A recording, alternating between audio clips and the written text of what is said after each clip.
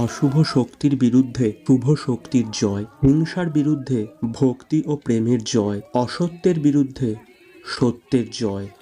2রা March 2026 Hindu ধর্মের প্রথাগত ঐতিহ্য মেনে দোল পূর্ণিমার আগের দিন ঠাকুরের সন্ধ্যারতির পর প্রতি বছরের মতো এই বছরও রামকৃষ্ণ মিশন বেলুর মঠে অনুষ্ঠিত হল হোলিকা দহন বা চাঁচর দহন উৎসব, যা বাংলায় প্রচলিত ন্যাড়া পোড়া নামে। বেলুর মঠে অনুষ্ঠিত সেই হোলিকা দহন বা ন্যাড়া পোড়া বা চাঁচর দহন উৎসবে আনন্দ উপভোগ করুন আপনারা এই ভিডিওর মাধ্যমে। ঘরে বসেই দর্শন করুন।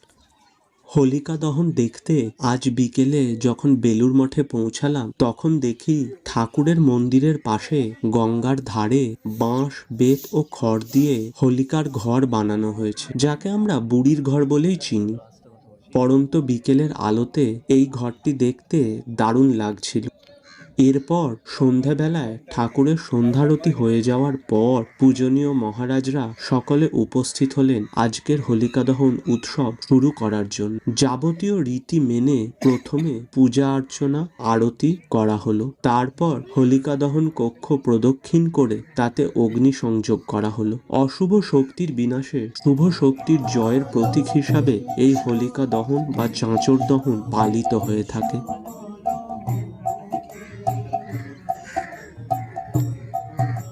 পূর্ণিমার চাঁদের আলোয় এই পূজার আয়োজন, সেই সঙ্গে সাধু ও ব্রহ্মচারী বৃন্দের মধুর সঙ্গীত পরিবেশন আর ভক্তদের কোলাহল গঙ্গা তীরে আজকে সন্ধ্যায় এক অনন্য পরিবেশ সৃষ্টি করেছে বেলুর মঠে।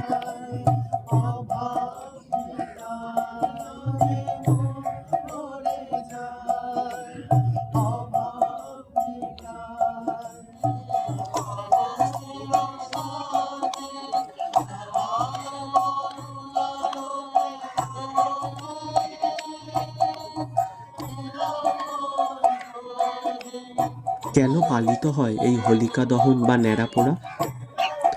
নৃসিংহ চরিত অনুসারে ভগবান বিষ্ণুর পরম ভক্ত ছিলেন প্রহ্লাদ।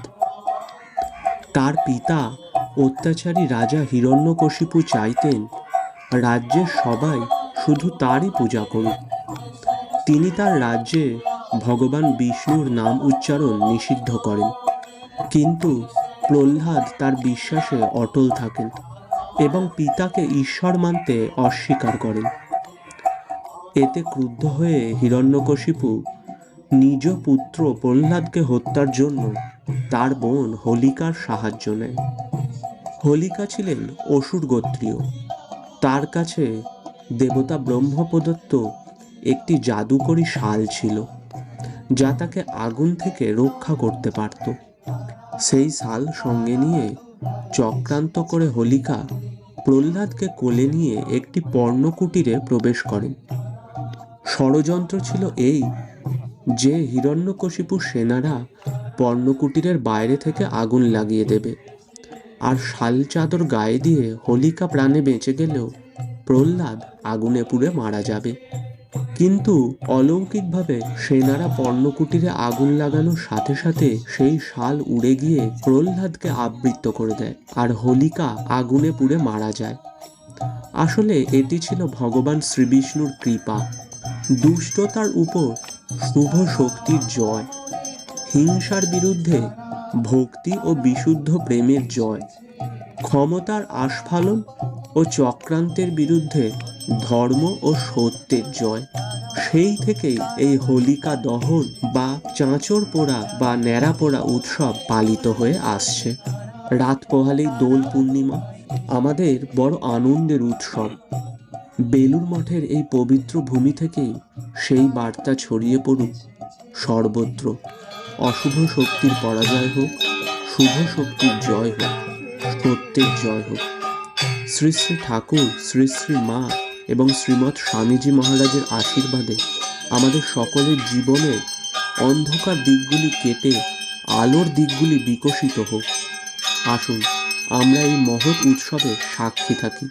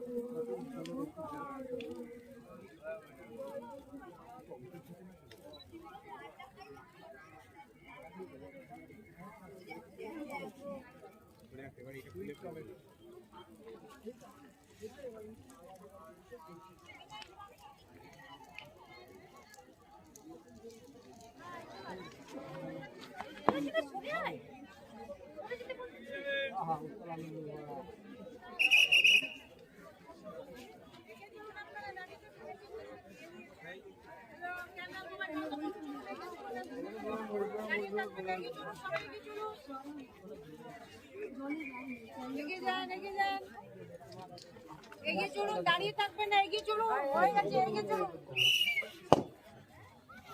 এগিয়ে চলুন, এগিয়ে চলুন, সবাই এগিয়ে চলুন, এগিয়ে চলুন, আপনারা মোবাইল ফোন বন্ধ রাখুন, এগিয়ে চলুন, হয়ে গেছে, এগিয়ে চলুন, এগিয়ে চলুন, দাঁড়িয়ে থাকবেন না, এগিয়ে চলুন, দিদি ভাই, এগিয়ে চলুন, এগিয়ে চলুন, সবাই এগিয়ে চলুন,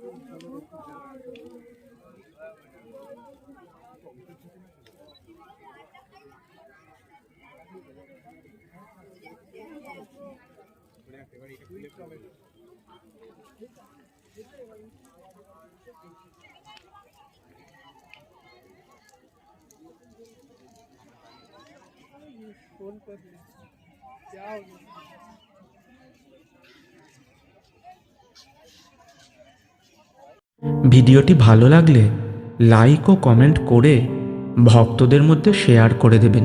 সমস্ত আপডেট সবার আগে পেতে চ্যানেলটি সাবস্ক্রাইব করে নিন এবং হোয়াটসঅ্যাপ চ্যানেল জয়েন করুন। ঠাকুরমা স্বামীজির কৃপায় সকলে ভালো থাকবেন। জয় ঠাকুরমা স্বামীজির জয়।